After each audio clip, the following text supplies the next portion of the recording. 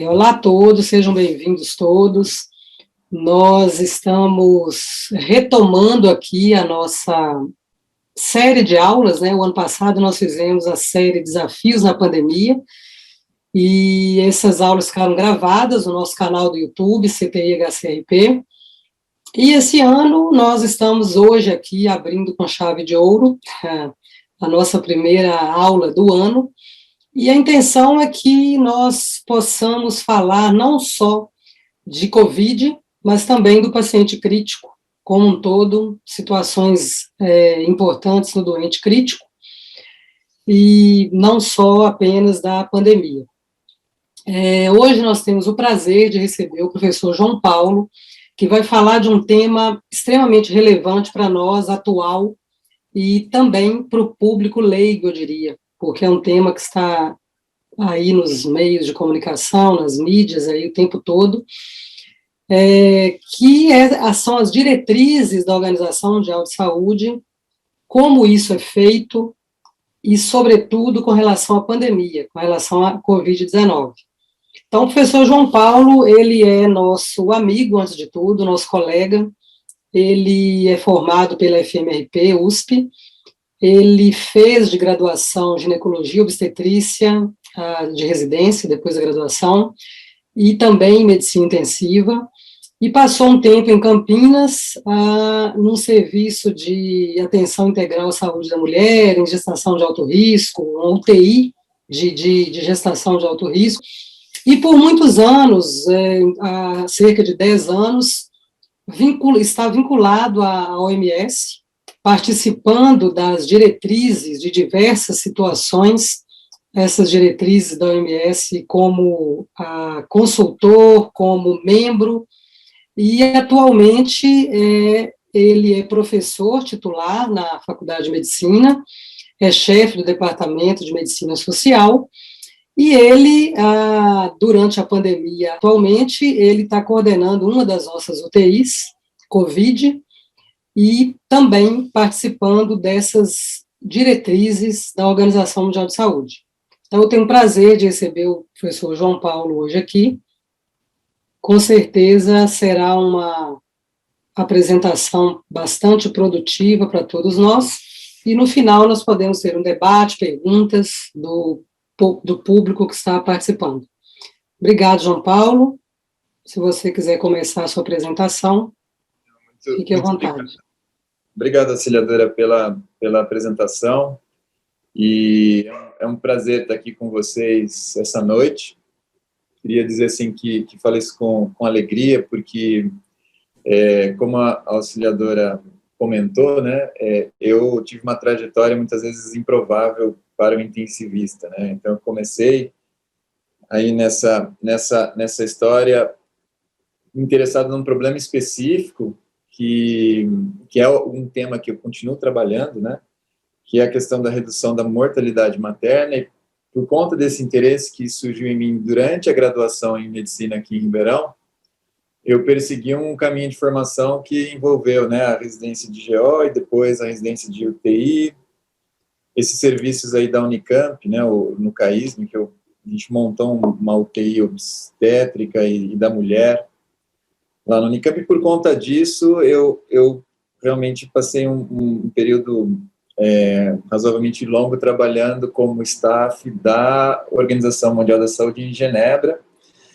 e tive nesse processo, né, no programa particularmente de redução de mortalidade materna, e atuando na questão dos desenvolvimento de diretrizes e pesquisas relacionadas a essa temática, né, e nesse contexto, a gente, dada a formação que a gente veio construindo, né, triangulando saúde materna, medicina intensiva e a área de epidemiologia, a gente teve a oportunidade de sempre que essas crises globais elas acabam acontecendo, né, e que tem uma possível interface com gestação, eu acabo, de uma maneira ou de outra, sendo envolvido, né? Então, Essa daqui né, como todos nós, né, a gente já vem enfrentando pandemias ou epidemias de grande porte, né, como H1N1, 2010, 2011, depois a própria epidemia de Zika, que eu já estava aqui de volta no Brasil, mas aí eu fui recrutado novamente, né, a gente teve que mudar de novo para Genebra para participar da coordenação global da resposta de Zika, né? E nessa época também aconteceu a epidemia de Ebola no Congo, aonde eu acabei me envolvendo no desenvolvimento das diretrizes, particularmente de manejo de gestante com Ebola e gestante grave, né, por definição, com Ebola. E agora, na Covid, né, que eu estou aqui no Brasil, né, desde 2018, então, mas a gente seguiu envolvido e estamos envolvidos aí na questão da Covid-19 na resposta, né, a partir aqui do Brasil. Esse processo, né, eu vou realmente fazer percorrer o tema e, eventualmente, satisfazer questões que vocês possam ter sobre o processo, né? Então, inicialmente eu queria dar uma percorrida no site da própria OMS, mostrar onde tem alguns dos recursos e olhar um pouco um dos recursos que tem lá, que é o timeline da resposta, e depois focar um pouco mais no processo de desenvolvimento dos guidelines e dar um exemplo de diretriz, daí a gente pode conversar, tá bem? Então, nesse sentido, eu vou aqui dar uma pausa na minha apresentação e vou mudar para o site da OMS. Talvez muitos de vocês já tenham visto, o link é fácil, who.int, né, a Organização Mundial da Saúde.int de internacional. E aqui a gente tem várias das questões que nos afetam particularmente em relação ao Covid, mas outras, né, porque, infelizmente, as outras questões de saúde continuam acontecendo.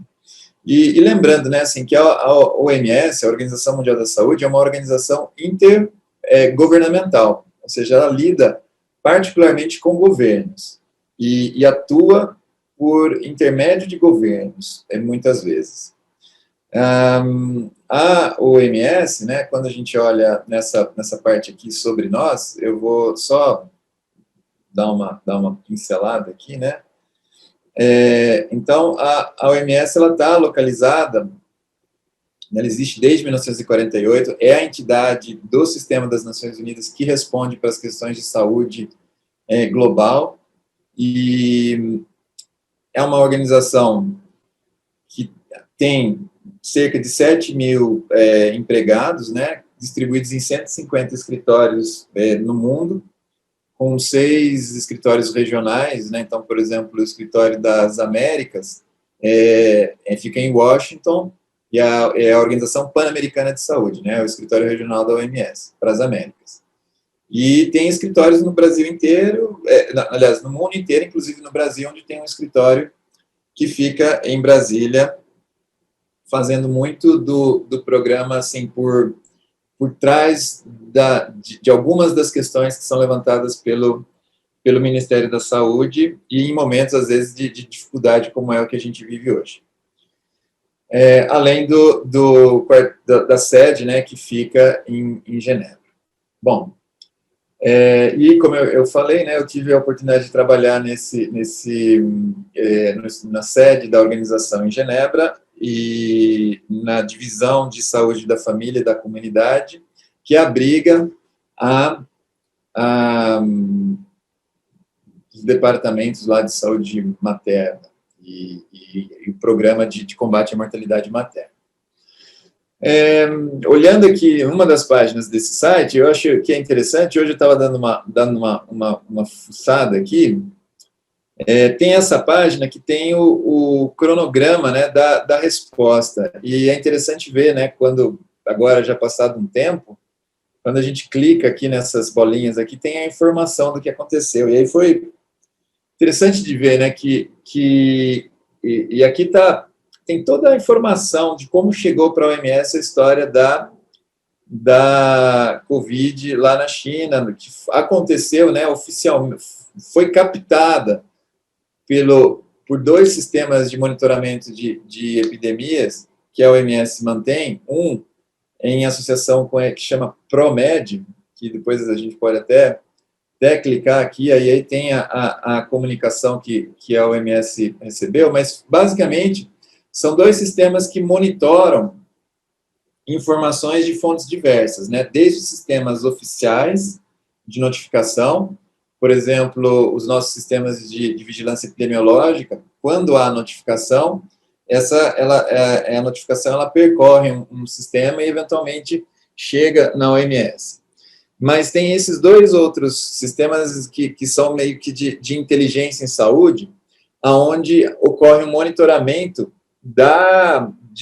sendo uma das fontes, por exemplo, a imprensa leiga. E o sistema aí que é uma parceria, que na verdade tem esse sistema da OMS, que é o Sistema de Inteligência Epidêmica de Fontes Abertas, EIOS, que capturou no dia 31 de dezembro de 2019 um relatório da mídia local de Wuhan, falando sobre a ocorrência de uma pneumonia desconhecida. Até então, o governo da República Popular da China não notificou, né? Ela não espontaneamente não ofereceu essa informação. Então, é interessante que transbordou, né? E acessou o público internacional por meio desse sistema de monitoramento, que pegou lá uma notícia de um jornal local, que depois foi traduzido pelo escritório lá da OMS, que toma conta dessa história, de como que começou a identificação, né? Então, no dia 31 de dezembro, chegou essa informação, tem um BIP da OMS, é um dos poucos setores lá da OMS que tem um BIP, né? Tem um BIP lá que é a divisão de enfrentamento de emergências, que tem esse compromisso de que dentro de 24 horas, quando é um incidente que preocupa, uma emergência de saúde pública, de potencial internacional ou de nível catastrófico, né? É ativado esse BIP lá da OMS, aonde dentro de 24 horas precisa ter alguém já identificado como o gestor do incidente, né? E em situações normais, que não é o caso da China, né? Porque eu lembro de ter viajado para a China pela OMS algumas vezes e existe toda um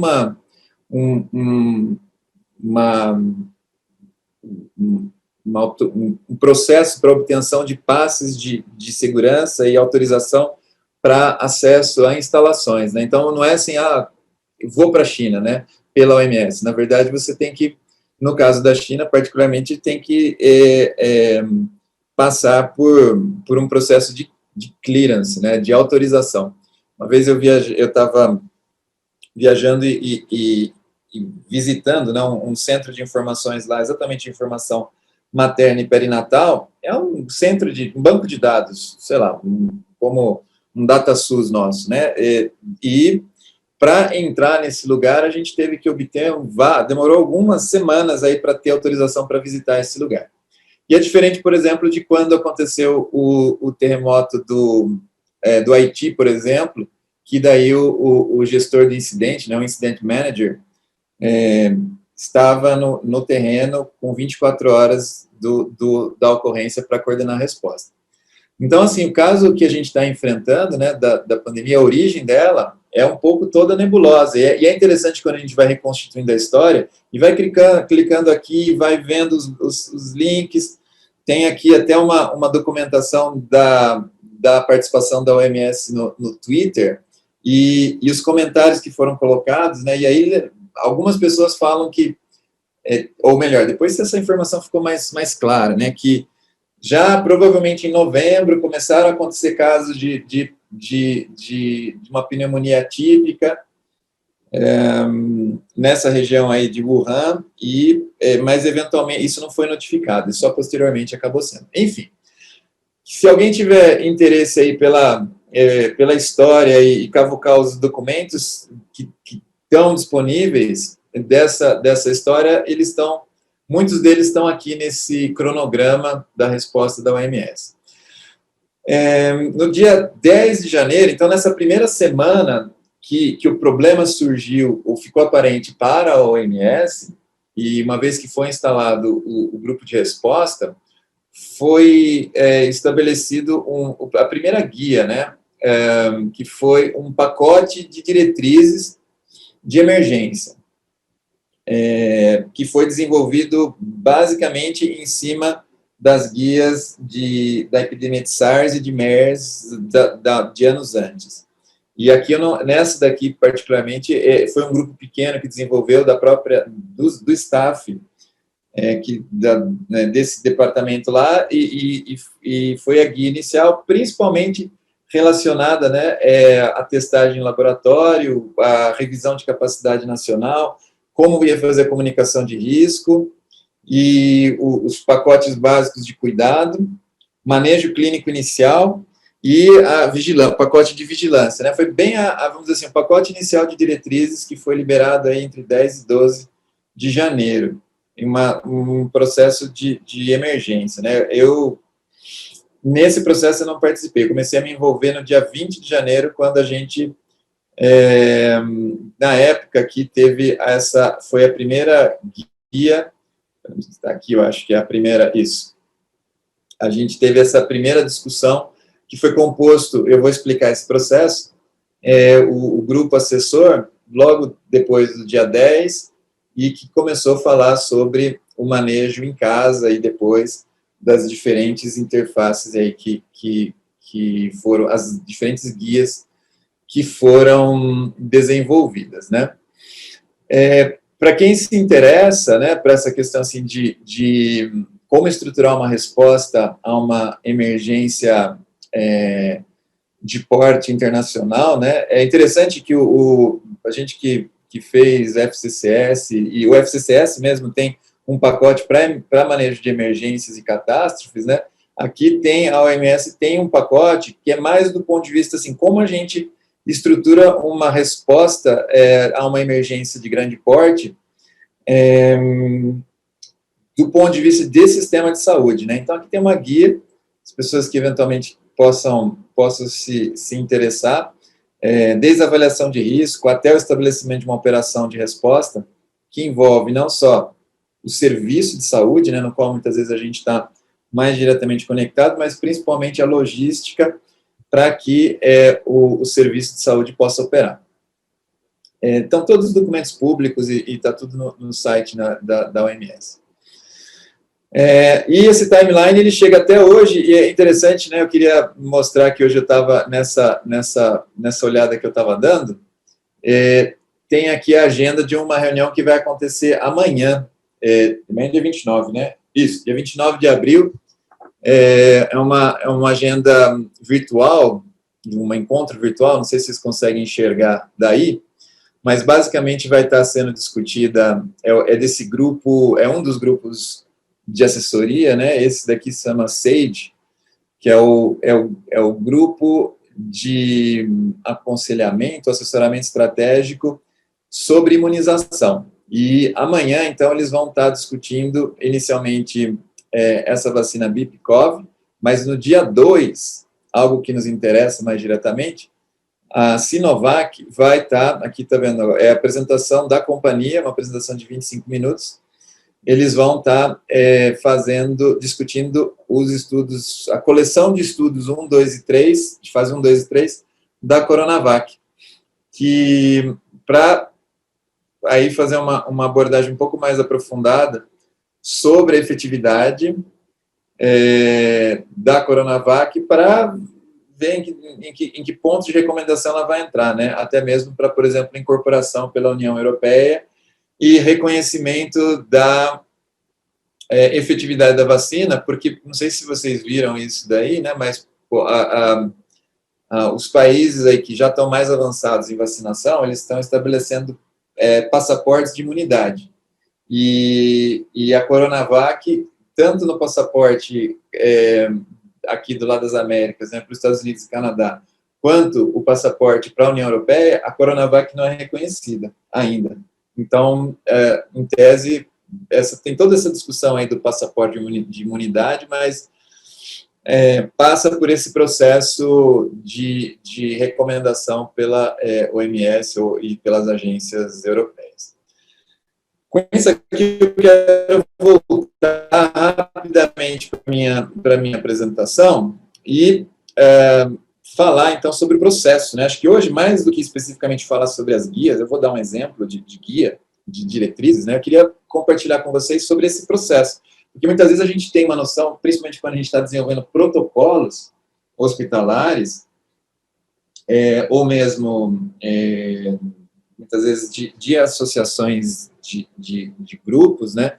É um processo que pode ser mais ou menos sistemático. E o processo da OMS, ele é muito rigoroso e sistemático. É um pouco, até o processo da Anvisa, ele é um pouco inspirado nesse processo, né? Eu participei em algumas diretrizes da Conitec, da Anvisa, e há semelhanças, principalmente nas etapas principais, né? Então, inicialmente, o processo se dá assim: uma vez que uma determinada diretriz ela é priorizada para desenvolvimento, como aqui no caso da diretriz de manejo da COVID, a unidade técnica responsável da OMS, ela identifica e constitui um grupo de trabalho que busca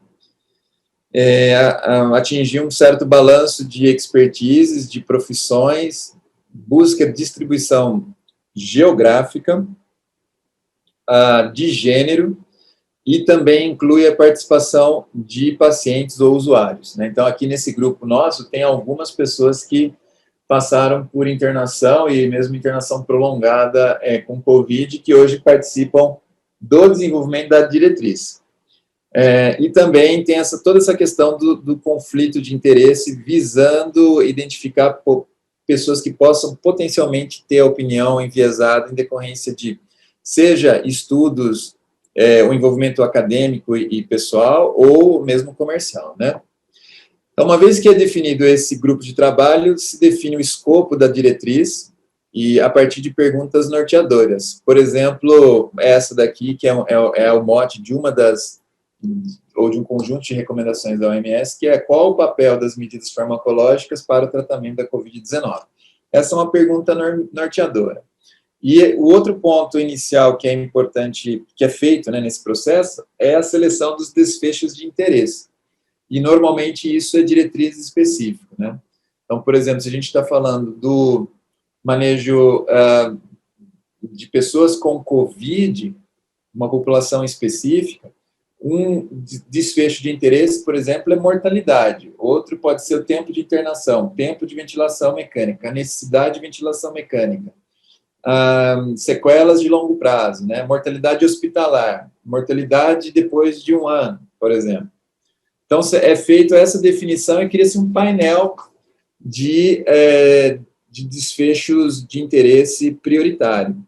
E é a partir, então, dessas perguntas norteadoras e desses desfechos que tem origem as revisões sistemáticas da literatura. E é feito nessa sequência para justamente evitar que, por exemplo, ao longo do processo, a gente passe a selecionar desfechos de acordo com os resultados das pesquisas, né? Tem algumas situações aí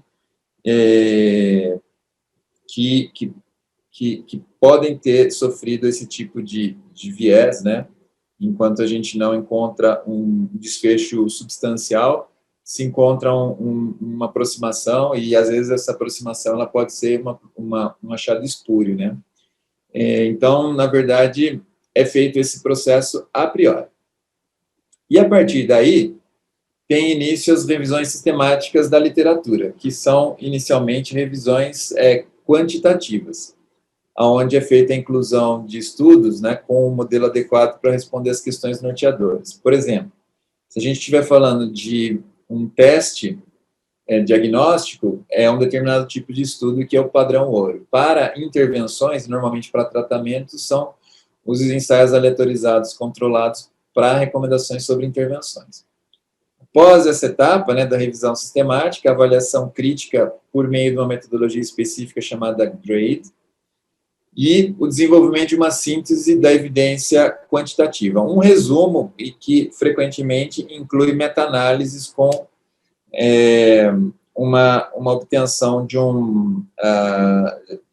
do resumo do efeito, né, para os desfechos de interesse. Mas é interessante, pelo menos eu acho interessante, né, que a formação de uma recomendação não é apenas baseada nos dados aí de revisão sistemática da literatura, quantitativos, né? Existem as revisões sistemáticas qualitativas, que muitas vezes elas trazem informações sobre o contexto de implementação e experiências que podem ser de pessoas que fizeram uso das intervenções como pacientes, então as vivências aí dos pacientes ou dos profissionais de saúde, e também revisões sobre as implicações de recursos e de custo-efetividade, né? E essa é algo que é bem diferente da OMS, né? Que é essa preocupação muito grande em se pensar as implicações das recomendações para o sistema de saúde.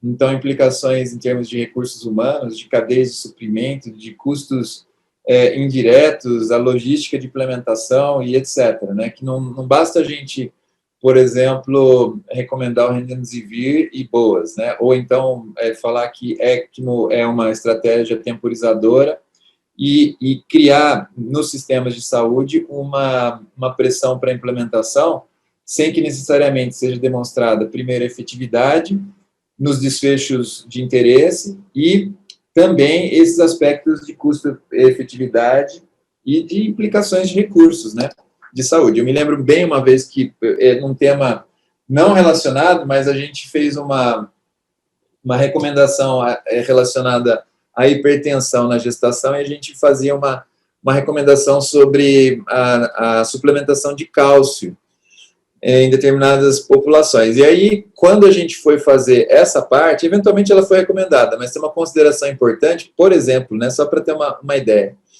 que o comprimido de cálcio, ele pesa lá 1,5 gramas cada um, né, e quando a gente faz a análise de custo não, o dimensionamento da logística para a distribuição centralizada de comprimidos de cálcio, a gente vê que você precisa criar toda uma cadeia de suprimentos para, inclusive, armazenamento e distribuição dessa intervenção específica. Então, quando a gente pensa, muitas vezes, na recomendação do ponto de vista da OMS, essas questões são também consideradas para que elas sejam factíveis em diferentes contextos.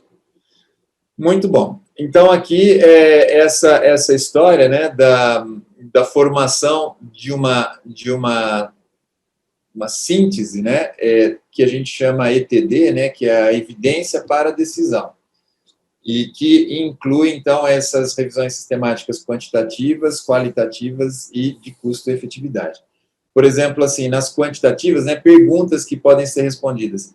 Quais são os efeitos desejáveis e indesejáveis dessa intervenção e qual é a certeza da evidência sobre os efeitos. Essa é a típica questão que é respondida pelas revisões sistemáticas quantitativas. Mas, por exemplo, as revisões sistemáticas qualitativas falam, por exemplo, se existe incerteza ou variabilidade significativa em relação aos valores que os pacientes têm em relação a essa intervenção. Por exemplo, ela funciona, mas é uma intervenção dolorosa. E aí, o paciente pode decidir seguir essa intervenção ou não. Se essa intervenção ela é aceitável e factível para implementação nas pessoas que precisam do cuidado, ou pelos profissionais de saúde, ou então pelos interessados, né, que podem ser, por exemplo, as questões de logística. E uma outra questão muito importante que é feita para as recomendações da OMS, né, que qual seria o impacto antecipado dessa intervenção nas questões, por exemplo, de equidade em saúde, né? Então, por exemplo, costumam ser desfavorecidas intervenções que podem promover a desigualdade de saúde. E quando, por exemplo, são intervenções que claramente elas não podem ser sustentadas por sistemas públicos de saúde. Então, essas recomendações acabam sendo despriorizadas ou recomendadas com menos intensidade. Além das questões aí de implicações de recursos, de custo-efetividade, né? Por exemplo, perguntas do tipo, quais são os recursos associados a essa intervenção e se essa é uma opção custo-efetiva, né? Então, do conjunto dessas considerações, é gerada a evidência, né? Então, normalmente, os grupos, né, os painéis que constituem esses grupos de recomendação, eles recebem com alguns dias de antecedência da reunião, de forma sigilosa, né, essa documentação, os resumos, né, da evidência para a decisão e a documentação completa, e ocorre em determinado momento uma reunião que pode ser presencial ou virtual. No momento a gente tem feito essencialmente, né, reuniões à distância, onde são apresentadas essas evidências, é apresentada uma recomendação preliminar e ocorre um processo de discussão e consensuação, no intuito de finalizar essas recomendações. E as recomendações da OMS, elas costumam ser ou a favor, então, por exemplo, Remdesivir é recomendado, ou então, Remdesivir não é recomendado. Então, é a favor ou contra, ou condicional. Por exemplo, ivermectina é recomendada apenas, na verdade aqui, exclusivamente em contextos de pesquisa. Então, tem esse outro tipo aí, que são as recomendações exclusivas para contexto de pesquisa, ou condicionais, né?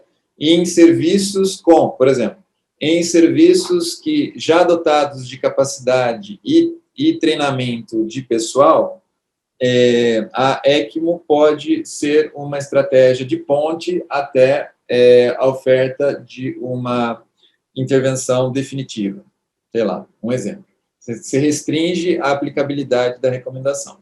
E, normalmente, as recomendações de qualquer tipo dessas, né, elas são associadas a um condicionador, né, de força. Então, ela é dita forte ou fraca, para que facilite a priorização pelos governos do que vai ser implementado, né? Um por exemplo, uma recomendação, imagina, né, que uma recomendação de ECMO, ou uma recomendação ou mesmo de um anticorpo monoclonal, a depender do preço, do custo e do grau de efeito, poderá ser recomendada de maneira fraca, enquanto que uma recomendação de uso de corticoide, ela é forte, né? Então, é dessa forma que muitas vezes o que se dá o processo. E a partir daí, acontece a finalização das diretrizes, que são revisadas e aprovadas pelo grupo, e depois ela passa por uma revisão técnica. Existe um comitê que, quando eu era staff da OMS, eu participei durante alguns anos, que é esse comitê de revisão de diretrizes, onde, a partir da aprovação por esse comitê, se gera esse selo que fala, a OMS recomenda tal coisa ou não recomenda. Mas, normalmente, não para aí, né? A gente é liberada a diretriz, e depois disso tem uma estratégia de disseminação e implementação. E, a seguir, a depender do tema, monitoramento e avaliação da implementação, e muitas vezes pesquisa de implementação. Então, por exemplo, quando há dúvidas sobre como implementar determinada recomendação, são desenvolvidos protocolos de pesquisa para acompanhar em sítios, né, locais sentinela ou de teste, para ver como que se dá melhor a implementação de determinada recomendação, para que a gente gere daí uma diretriz, numa revisão futura, mais detalhada sobre o processo de implementação das diretrizes específicas, né? E nesse ponto, né, então, vamos dizer assim, a diretriz ela é publicada. E agora a gente vive, né, já desde alguns anos, esse processo de diretrizes vivas, né? E o que é isso daí? A partir do momento que as diretrizes são emitidas, se passa por um processo prospectivo de revisão sistemática, né? Então, de forma automática ou semiautomática, né, com pessoas fazendo isso, existe um monitoramento das novas evidências científicas. Por exemplo, existem catalogados, né, 3.800 trials sobre intervenções farmacológicas de COVID. Então, aí nos próximos meses vai existir uma enormidade de novas evidências sobre tratamentos dos mais diversos, né? E isso, né, à medida que elas são capturadas por essas perguntas norteadoras, né, que estão associadas às estratégias de busca na literatura, eles passam a ser monitorados. E passam a haver um processo de incorporação contínua de novas evidências. E sempre que surgem novas evidências, e evidências significativas capazes de afetar a recomendação, se deflagra um processo completo de atualização, né, com nova reunião e etc., a formação dos ETDs, e aí a diretriz ela é atualizada, lançada, né. Aqui eu vou mostrar dois exemplos, né, de diretrizes, e aqui, olhando aqui pelo meu tempo, eu sei que a gente já está aí, talvez, caminhando para os finalmente, né. Aqui é uma estratégia, por exemplo, de disseminação, que foi feita uma parceria, eu participei dessa diretriz aqui, desse conjunto de recomendações. Então, foi feita uma parceria entre a OMS e essa revista BMJ, do British Medical Journal. E aqui, por exemplo, né, em relação essa é uma estratégia de disseminação. Depois eu vou mostrar para vocês o documento original e ver como que ele tratado nessa parceria aqui junto com o BMJ fica mais fácil de olhar, né? Então, por exemplo, aqui a gente está olhando 5 intervenções: ivermectina, hidroxicloroquina, lopinavir, ritonavir, o remdesivir e os corticosteroides. E para uma população de pessoas com Covid-19 confirmado, né? E de acordo aqui com os graus de gravidade, né, da doença, né, do não grave, os casos leves e moderados, os casos graves e críticos, né? E aqui a definição. E é claro, né, lembrar que esse trabalho de formação de diretrizes da OMS, ele não começa aqui, né, na verdade, nesse processo de recomendação de tratamento. Se vocês forem seguir aquele timeline, a primeira coisa que se faz é definir a doença, né? O que faz o COVID? Quais sinais e sintomas que compõem o COVID? Dá um nome para a doença, vai chamar COVID-19, ou vai chamar, sei lá, a doença de malformação da Zika, enfim, dá um nome, né? Batiza a doença, diz o que sinais e sintomas, como identifica, nesse caso, né? Faz a classificação de gravidade, quer dizer, é um trabalho em múltiplas frentes, e uma quantidade enorme, né, de pessoas envolvidas para desenvolver esse conjunto de recomendações. E aqui, por exemplo, né, no caso aqui da ivermectina, né, que é recomendação contra em todas as populações de gravidade, exceto em clinical trials. A hidroxicloroquina, né, uma recomendação forte em qualquer população. A lopinavir é recomendação forte contra também. Remdesivir, uma recomendação fraca contra, e essa foi super controversa, está até um pouco aí em conflito com a recomendação da Anvisa, e a questão da Anvisa foi, talvez, essa situação que a definição do desfecho de interesse não tenha acontecido a priori, né? A OMS fez a definição a priori e não encontrou efeito em nenhum dos desfechos priorizados. E aqui a Anvisa fez uma recomendação fraca a favor baseada, se eu não me engano, no tempo de internação ou tempo de ventilação mecânica em uma determinada população específica de doentes graves, que tem o problema de que você precisaria tratar todo mundo antes de... Enfim, Remdesivir é super controverso. E o corticosteroide, né, que é recomendado contra nas populações leves e a favor nas recomendações nas populações graves e críticas. E cada uma dessas intervenções, né, aqui tem o resuminho, e é interessante de olhar, né, que, na verdade, a dose, por exemplo, recomendada para o corticoide é bem inferior à que a gente acaba utilizando, né? A gente costuma utilizar 1 miligrama quilo dia, muitas vezes, e, por exemplo, a OMS parte da Dexa de 6 miligramas, e aí, por dose equivalência, acaba sugerindo para a metilprednisolona, por exemplo, 10 miligramas de 6 em 6 horas, por 7 a 10 dias, apenas. E essa é uma versão super sintética, né? Aqui acho que eu não tinha separado, mas, na verdade, tem as guias, né, da OMS, a gente tem as guias para os mais diferentes aspectos da COVID, né, desde testagem, tratamento domiciliar, implicações para o sistema de saúde, comunicação de risco, enfim, tem guia para para tudo que a gente imaginar.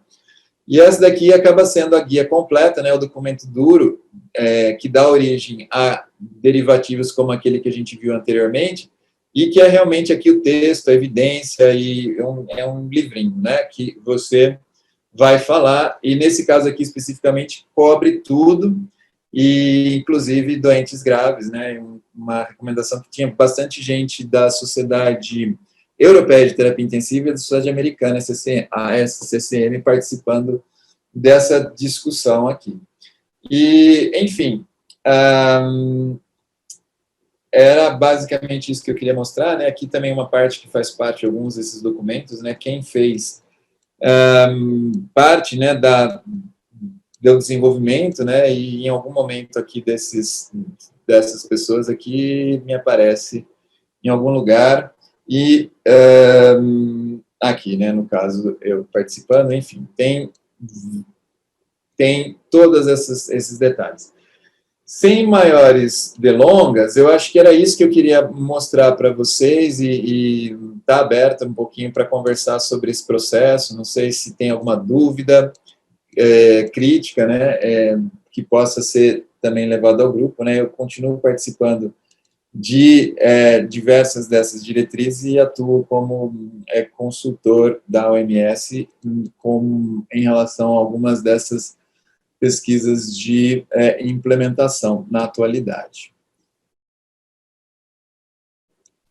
Ok, obrigada, João Paulo, pela apresentação. Acho que esclareceu alguns aspectos, assim, para todo mundo, né, de onde que chega como que se define uma evidência, né?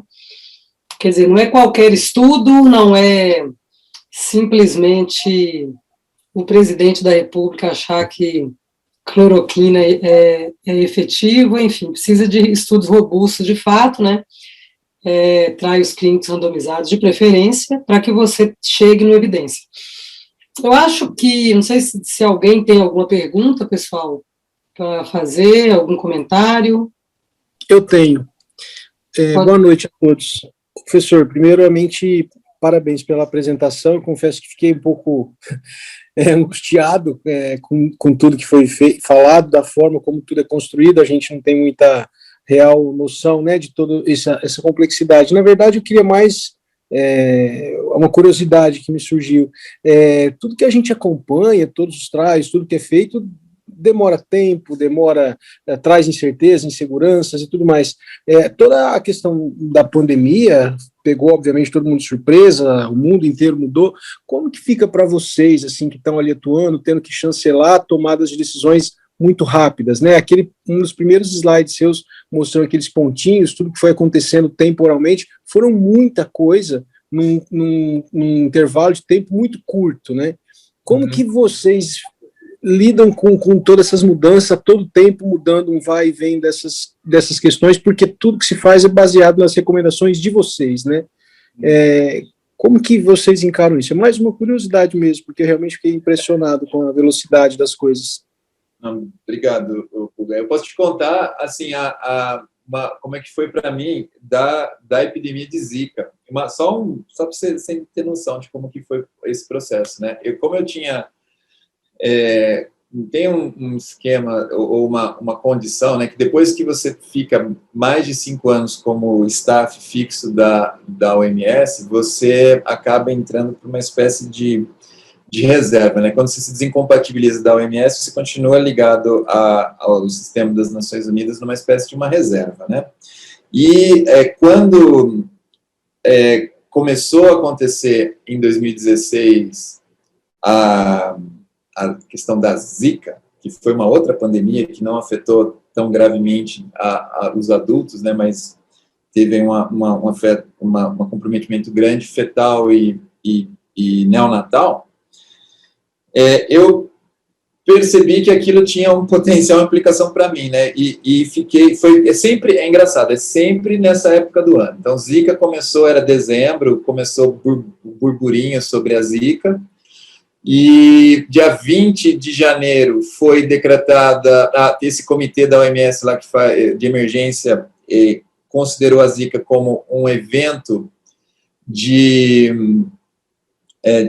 saúde, uma emergência de saúde pública de preocupação internacional. Então foi declarado isso. 5 dias depois, eu estava aqui no Departamento de Medicina Social, recebi um e-mail dizendo assim, olha, de acordo com o regulamento sanitário, o senhor está sendo reconvocado para o serviço ativo e deverá se reapresentar em Genebra em 2 semanas. Contacte o serviço de viagem, entendeu? E aí, poucos tempos depois, eu estava em Genebra, um pouquinho mais de tempo minha família estava em Genebra de novo, a gente estava reincorporado e trabalhando, mergulhado na resposta. Aqui aconteceu mais ou menos a mesma coisa com um grupo de pessoas, né? E nesse caso específico, a gente teve, por um lado, algo que é importante, né? Essa divisão de emergência, ela tem 2 departamentos, um que é o departamento de resposta e outro que é o departamento de preparação para a próxima pandemia ou evento internacional. E à medida que vão acontecendo coisas nesta resposta aqui, eu estava hoje fuçando, né, para fazer essa apresentação, e eu já estava olhando assim, a compilação de lições aprendidas da pandemia de Covid-19 para a preparação para a próxima pandemia, certo? Que é dado como certo, dentro da próxima década, a gente ter pelo menos 1 ou 2 pandemias. Talvez não respiratórias, afetando adultos, mas que a gente vai ter. Então, esse pessoal fica basicamente já pré-preparando a resposta. Quando ativou, nesse caso, em janeiro, já existia muita coisa preparada pela experiência de MERS, de 2010, e de SARS, de 2002. Então, o pessoal, quando soube, lá pelo dia, se não me engano, dia 7 de janeiro, que era um novo coronavírus, ele já, peraí, como é que a gente lidou com a última pandemia de corona? Então, era a MERS, lá, dos camelos, e depois a de 2002 de SARS. A partir daí então tá bom, a gente tem que tratar de SARA, provavelmente, vamos juntar as nossas recomendações de SARA, ver o que o pessoal está recomendando e solta um pacote de resposta para quem está na Tailândia, por exemplo, que está começando a identificar casos, já não ficar perdido, né? Então, realmente, nesses primeiros passos é realmente frenético, né? E esse cara, o Incident Manager, que é o gestor da crise, sempre uma super batata quente para quem vai ser o cara que vai receber, né? O cara que está com o BIP, nesse dia, está ferrado, né? Porque ele fala, bom, agora tem que cuidar de uma pandemia para os próximos anos, né? Ok, João Paulo, tem uma pergunta aqui no chat, que é o seguinte, se existe algum estudo da OMS sobre usar o Prime, a primeira dose, como uma vacina e a segunda dose como outra vacina. Não existe um estudo primário, mas já tem eu soube, né, que o pessoal está fazendo esses casos que estão acontecendo, mesmo aqui no Brasil, né, de imunização cruzada, eles estão sendo relatados numa coorte e a partir daí vai se gerar uma evidência de recomendação, baseada nessa experiência, né?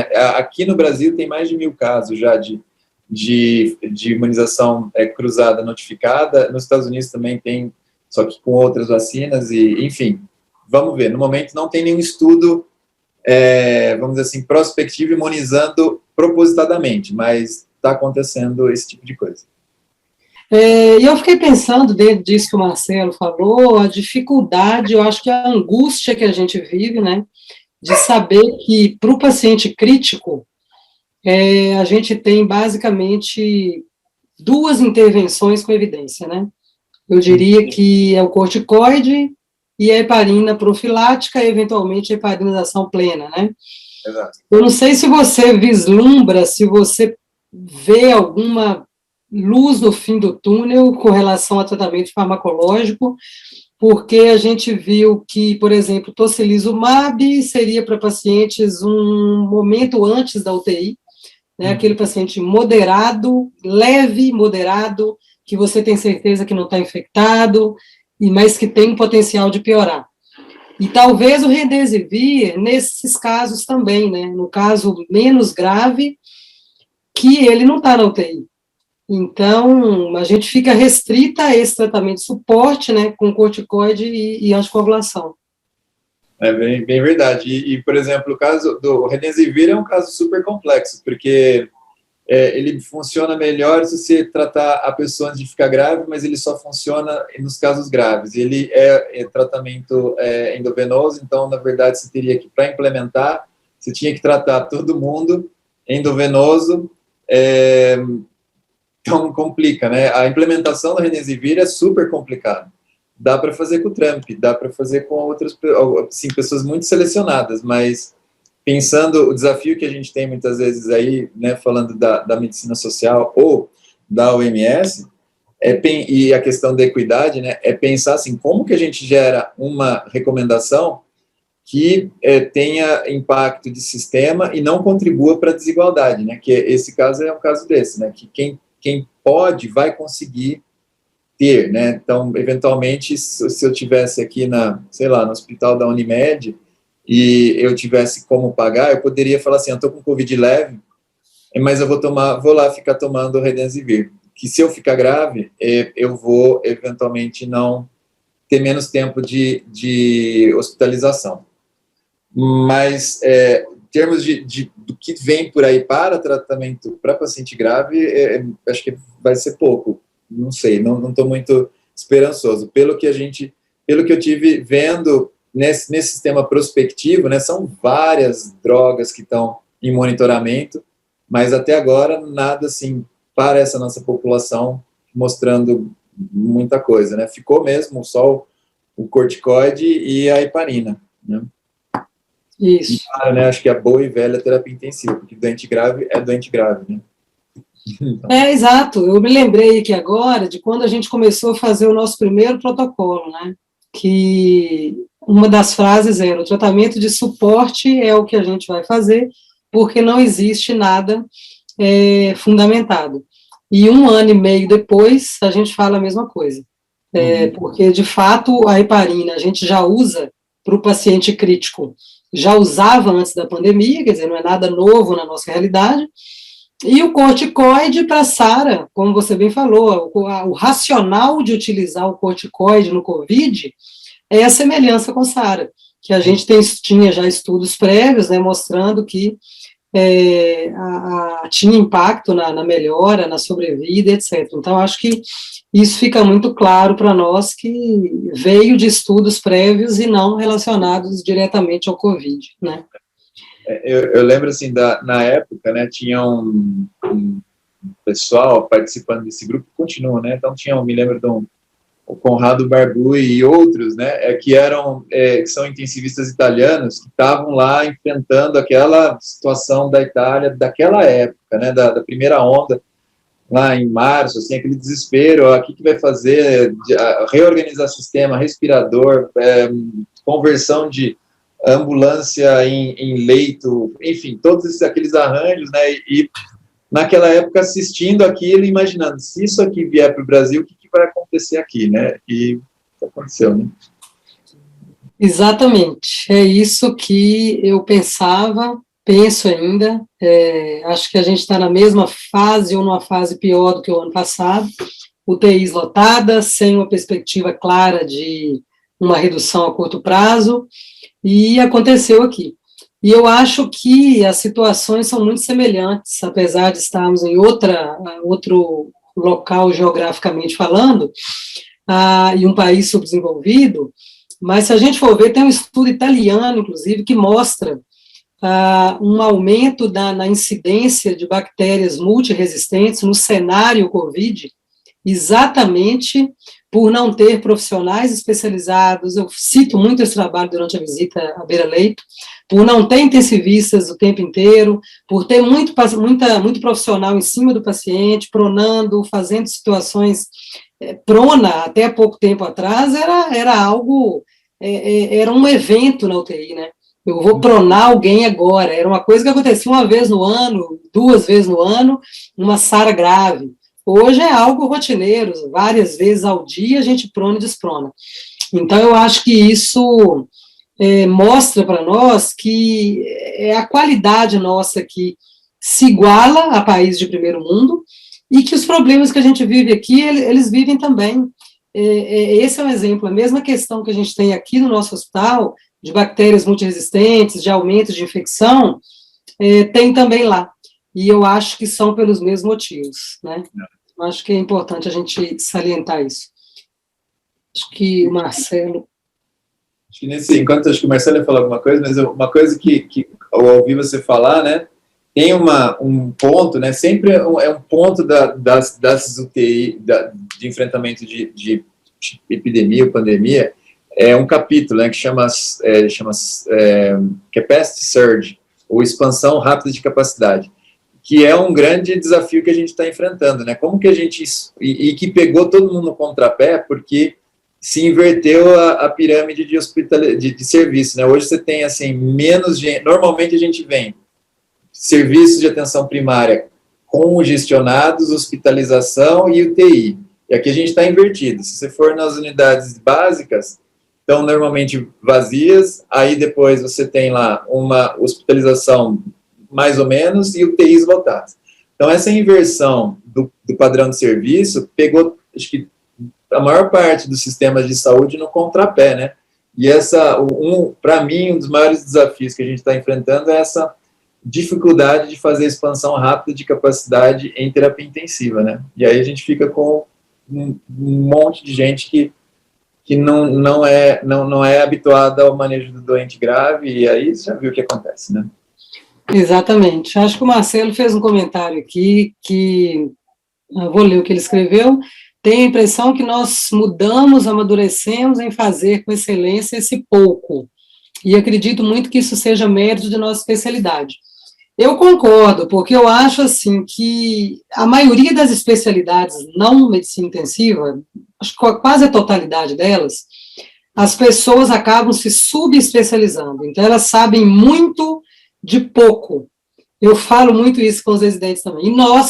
E a nossa especialidade se caracteriza por saber pouco de muito, porque a gente acaba sabendo de muitas especialidades, mas não tão profundamente, porque a gente recebe paciente de todas as clínicas, e eu acho que isso é mérito nosso, sim. Talvez com a pandemia, eu acho que sempre tem o lado positivo de uma pandemia, ou de uma tragédia, a gente aprende coisas, e eu acho que uma delas é a valorização do intensivista, da equipe multiprofissional da UTI, saber que aquilo ali tem impacto nisso que você está falando, né? As UTIs estão lotadas, se elas estão lotadas de profissionais não especialistas, a mortalidade vai aumentar ainda mais. E então eu acho que aí está a hora de valorizar a especialidade, a nossa especialidade, né? E saber que não é simples assim, né? Eu não vou entrar num centro obstétrico tranquila. Eu não faço um parto há muitos anos, então, assim, não é a minha área de atuação. Da mesma forma, as outras especialidades da UTI não vão se sentir confortáveis. Eu acho que esse é um recado interessante também. Ok, João Paulo. Então, acho que a gente poderia finalizar Gostaria de te agradecer pela disponibilidade, pela apresentação. Acho que é um tema bastante relevante para esse momento, né? A gente saber de onde vêm as coisas que a gente está utilizando à beira-leito, né? Elas saíram de pesquisas, da ciência e de várias cabeças aí pensantes para poder filtrar tudo isso e trazer para nós com uma relevância clínica para que a gente possa usar a beira-leito. Então, agradeço a você pela palestra, pela aula, e a todos aqui pela presença, e lembro que essa aula vai ficar gravada no nosso canal CTI HCRP, que vocês podem assistir posteriormente e divulgar também.